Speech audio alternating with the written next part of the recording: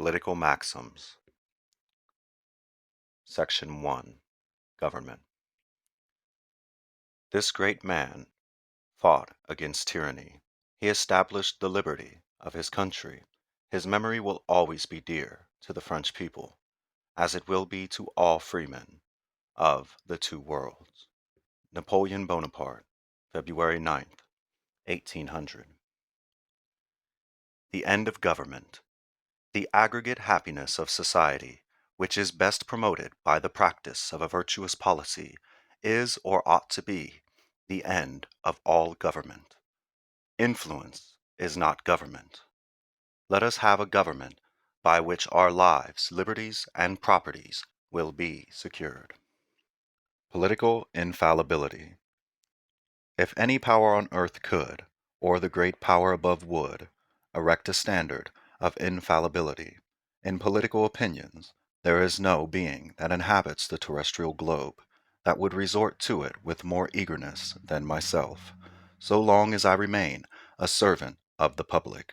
But as I have found no better guide, hitherto, than upright intentions and close investigation, I shall adhere to those maxims, while I keep the watch, leaving it to those who will come after me to explore new ways, if they like, or think them better.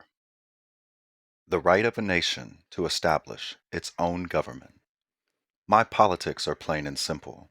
I think every nation has a right to establish that form of government under which it conceives it may live most happy, provided it infracts no right or is not dangerous to others, and that no governments ought to interfere with the internal concerns of another, except for the security of what is due to themselves. National revolutions. The rapidity of national revolutions appears no less astonishing than their magnitude. In what they will terminate is known only to the great ruler of events, and confiding in his own wisdom and goodness, we may safely trust the issue to him, without perplexing ourselves to seek for that which is beyond our ken, only taking care to perform the parts assigned to us in a way that reason and our own consciousnesses approve. Political improvements in Europe. A spirit for political improvement seems to be rapidly and extensively spreading through the European countries.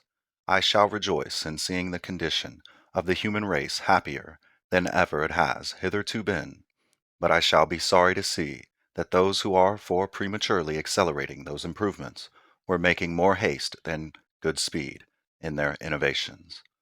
Born in a land of liberty, having early learned its value, having engaged in the perilous conflict to defend it, having, in a word, devoted the best years of my life to secure its permanent establishment in my own country, my anxious recollections, my sympathetic feelings, and my best wishes are irresistibly attracted, whensoever, in any country, I see an oppressed nation unfurl the banners of freedom. The French Revolution.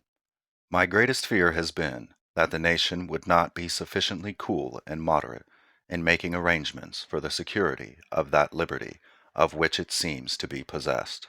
1790. Anarchy and Tyranny. There is a natural and necessary progression from the extreme of anarchy to the extreme of tyranny, and arbitrary power is most easily established on the ruins of liberty abused to licentiousness. Republicanism. Republicanism is not the phantom of a deluded imagination.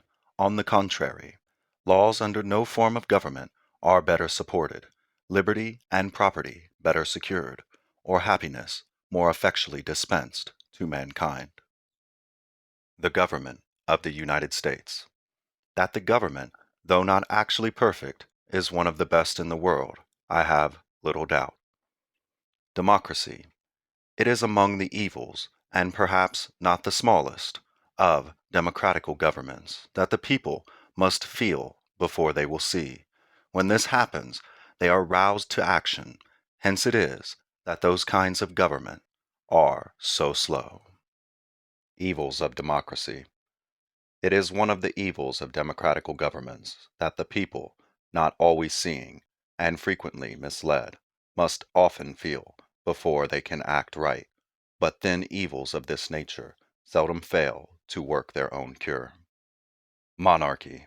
I am fully of opinion that those who lean to a monarchical government have either not consulted the public mind, or that they live in a region which the leveling principles in which they were bred, being entirely eradicated, is much more productive of monarchical ideas than is the case in the Southern States, where, from the habitual distinctions which have always existed among the people, one would have expected the first generation and the most rapid growth of them.